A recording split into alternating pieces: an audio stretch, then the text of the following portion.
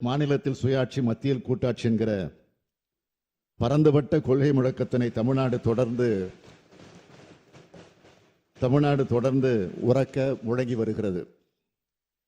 இந்தியாவிலேயே எந்த மாநிலமும் இது குறித்து முயற்சிகள் எடுக்காத நிலையில் ஏறத்தாழ அரை நூற்றாண்டு காலத்திற்கு முன்பே 1969ஆம் ஆண்டு முதலமைச்சராக பொறுப்பேற்ற தலைவர் கலைஞர் அவர்கள் ஒன்றிய மாநில அரசுகளின் உறவுகளை ஆராயும் பொருட்டு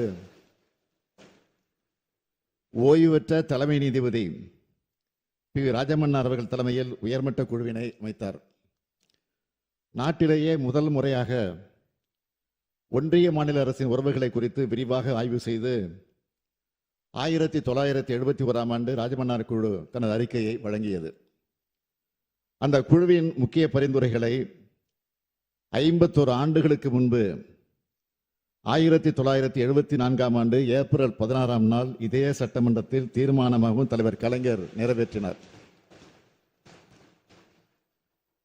இதனைத் தொடர்ந்து ஒன்றிய மாநில அரசுகளுக்கு இடையேயான உறவுகளை மேம்படுத்திட ஒன்றிய அரசின் சார்பில் 1983ஆம் ஆண்டில் சர்க்காரியா தலைமையிலான ஆணையம், 2004ஆம் ஆண்டில் உச்சநீதிமன்ற நீதிபதி பூஞ்சி தலைமையிலான குழு ஆகியவை அமைக்கப்பட்டு அவற்றின் சார்பில் ஆயிரக்கணக்கான பக்கங்களை கொண்ட அறிக்கைகள் வழங்கப்பட்டும் இதுநாள் வரையில் எந்தவித மாற்றமுமின்றி ஏமாற்றமே தொடர்கிறது. அடுத்தடுத்து மாநில பட்டியலில் உள்ள முக்கிய அதிகாரங்களான மருத்துவம், சட்டம், நிதி ஆகியவற்றை ஒத்திசைவு பட்டியலுக்கு மடைமாற்றம் செய்யும் பணிகளை விரைவாக இன்றைய ஒன்றிய அரசால் மேற்கொள்ளப்பட்டு வருகின்றன. சமூக நீதி, பொருளாதார ஏற்றத்தாழ்வின்மை, ஒடுக்கப்பட்டோருக்கான வாய்ப்பு ஆகியவற்றை கருத்தில் கொண்டு மாநில அரசின் கல்விக் கொள்கையின் அடிப்படையில் மருத்துவ கல்வியில் தமிழ்நாட்டு மாணவர்கள் பங்கேற்பதை உறுதி செய்யும் வண்ணம் இருந்து வந்த நமது கல்விக் கொள்கையினை நீர்த்து போகச் செய்து முழுமையாக ஒன்றிய அரசின் கட்டுப்பாட்டில் நீட் எனும் ஒற்றைத் தேர்வின் வாயிலாக மட்டுமே மருத்துவ கல்வி இடங்களை நிரப்பும் முறைக்கு மாற்றப்பட்டு விட்டது. இந்த நீட் தேர்வு ஒரு சாராருக்கு மட்டுமே பயனுள்ளதாகவும் பயிற்சி மையங்களை ஊக்குவிக்கும் வண்ணமும் கிராமப்புற மற்றும் பொருளாதாரத்தில் பின்தங்கிய மாணவர்களுக்கு பெரும் பின்னடைவு ஏற்படுத்தும் விதமாகவும் உள்ளது. இந்த நீட் தேர்வின் காரணமாக பல மாணவர்களுடைய மருத்துவ கனவுகள் சிதைந்து போயிருக்கின்றன. பல மாணவர்களுடைய விலை மதிப்பில்லா உயிர்களை இழந்து நாம் தவித்துக் கொண்டிருக்கிறோம்.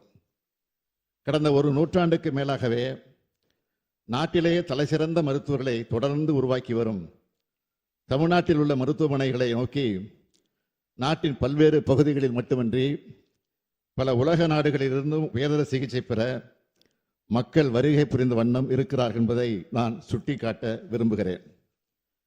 நாட்டிலேயே தலைசிறந்த மருத்துவர்களையும் உயர்தர மருத்துவமனைகளையும் முன்னணி மருத்துவ கல்வி நிறுவனங்களையும் கொண்டுள்ள தமிழ்நாட்டில் தரமான கல்வி கொடுக்க போகிறோம் என்ற பெயரில் நீட் தேர்வு மூலம் பொதுக்கல்வி முறையை சிதைப்பதையே நாம் தொடர்ந்து எதிர்த்து வருகிறோம். இந்த நீட் தேர்வால் ஏற்பட்டுள்ள இன்னல்களை களையும் விதமாக இந்த சட்டமன்ற பேரவையால் நிறைவேற்றி அனுப்பி வைக்கப்பட்ட சட்டத்துக்கு ஒப்புதல் மறுக்கப்பட்டுள்ளது. இதேபோல் மாநில பட்டியலில் இருந்த கல்வி ஒத்திசைவு பட்டியலுக்கு ஒன்றிய அரசால் மாற்றம் செய்யப்பட்டதால் தேசிய கல்விக் கொள்கை 2020 மூலம் மும்மொழி கொள்கையை தமிழ்நாட்டில் திணிக்க ஒன்றிய அரசால் முயற்சி மேற்கொள்ளப்பட்டு வருகிறது. மும்மொழி கொள்கை என்ற போர்வையில் இந்தி மொழியை ஒன்றிய அரசு மறைமுகமாக தமிழ்நாட்டு மாணவர்கள் மீது திணிக்க முற்படுகிறது. கல்விக் கொள்கையில் தமிழ்நாட்டு மாணவர்களின் எதிர்கால நலனை மட்டுமே முதன்மையாக கருதும் திராவிட மாடல் அரசு தேசிய கல்விக் கொள்கை ஏற்காததால் சமக்கர சிக்ஷா அபியான் திட்டத்தின் மூலம் தமிழ்நாடு அரசுக்கு விடுவிக்க வேண்டிய சுமார் 2500 கோடி ரூபாயை விடுவிக்காமல் தமிழ்நாட்டு மாணவர்களின் நலனை வஞ்சித்து வருகிறது. இவ்வாறு தமிழ்நாடு, கேரளா மற்றும் மேற்கு வங்காள மாநிலங்களுக்கு இத்திட்டத்தின் கீழ் ஏற்கனவே ஒப்புதல் கொடுக்கப்பட்ட நிதியை வழங்காதது குறித்து நாடாளுமன்ற நிலைக்குழுவே தனது கடுமையான கண்டனங்களை ஒன்றிய அரசுக்கு தெரிவித்துள்ளது என்பதை இந்த மாமன்றத்திற்கு சுட்டிக்காட்ட விரும்புகிறேன்.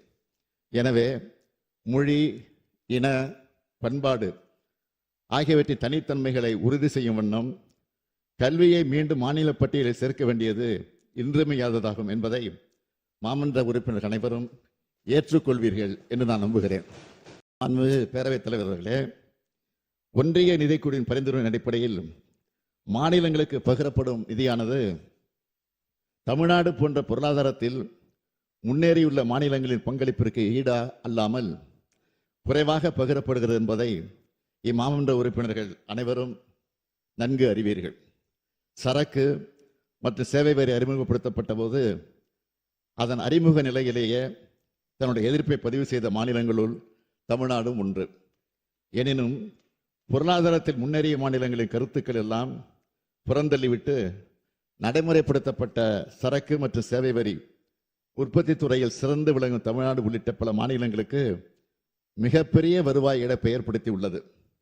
மிக முக்கியமாக மாநிலங்களின் வருவாய் ஈட்டக்கூடிய அதிகாரம் பறிக்கப்பட்டிருக்கிறது.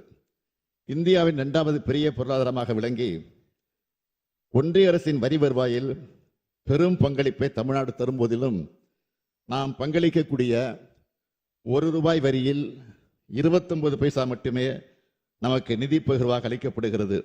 இது மிக மிக குறைவு.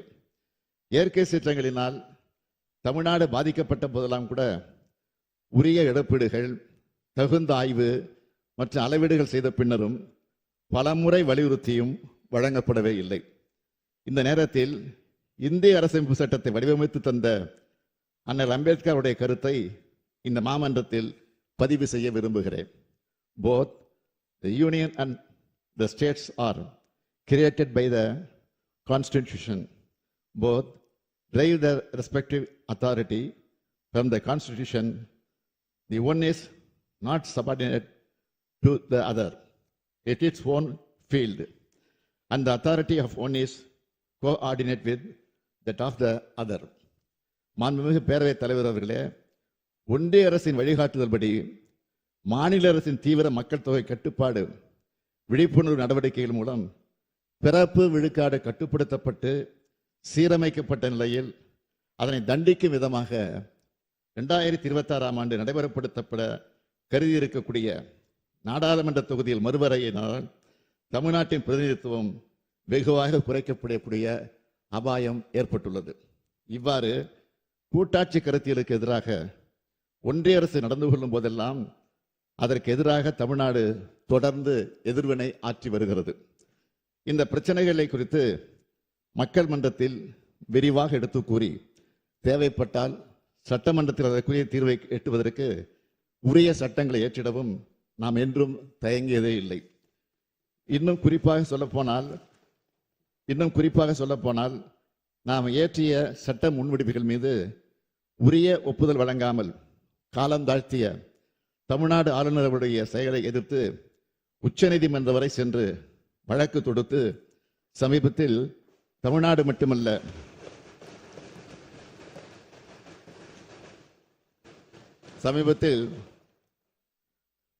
மட்டுமல்ல இந்தியாவின் அனைத்து மாநிலங்களின் உரிமைகளை காக்கும் வகையில் கூட்டாட்சி கருத்தியல் மகத்துவத்தை நாடெங்கும் பரப்பிடும் வகையில் ஒரு வரலாற்று சிறப்புமிக்க தீர்ப்பை நாம் பெற்றிருக்கோம் என்பதை இந்த மாமன்ற உறுப்பினர்கள் நன்கு அறிவீர்கள். மாண்புமிகு பேரவைத் தலைவர் அவர்களே, அமெரிக்க நாட்டின் புகழ்பெற்ற குடியரசுத் தலைவர்கள் ஒருவரும் அமெரிக்க அரசமைப்பு சட்டத்தை வகுத்து தந்த சட்ட மாமேதையுமான ஜேம்ஸ் மேடிசன் அவருடைய கருத்தை இங்கே பதிவு செய்வது பொருத்தமாக இருக்கும் என நம்புகிறேன். The operations of the federal government will be most extensive and important in times of war and danger. Those of the state governments in times of peace and security. நாட்டின் இறையாண்மை மற்றும் ஒற்றுமையை பேணி பாதுகாப்பது ஒன்றிய அரசினுடைய முதற் கடமை. அந்த உயரிய நோக்கத்தினை செம்மையாக செயல்படுத்திட அனைத்து மாநிலங்களும் தங்களுடைய முழுமையான ஒத்துழைப்பினை நல்கிட வேண்டும். அதே வேளையில் மக்களுக்கான வளர்ச்சி திட்டங்களை நிறைவேற்றுவதில் மாநிலங்களின் பங்கு முதன்மையானது. அதற்கு ஒன்றிய அரசு உரிய ஆதரவை வழங்க வேண்டும் என்பதுதான் இதன் அடிப்படை கருத்து. இந்திய திருநாட்டை வளர்ச்சி பாதையில் கொண்டு செல்லும் மிக பெரும் பொறுப்பை மாநிலங்கள் ஏற்றுக்கொண்டுள்ளன.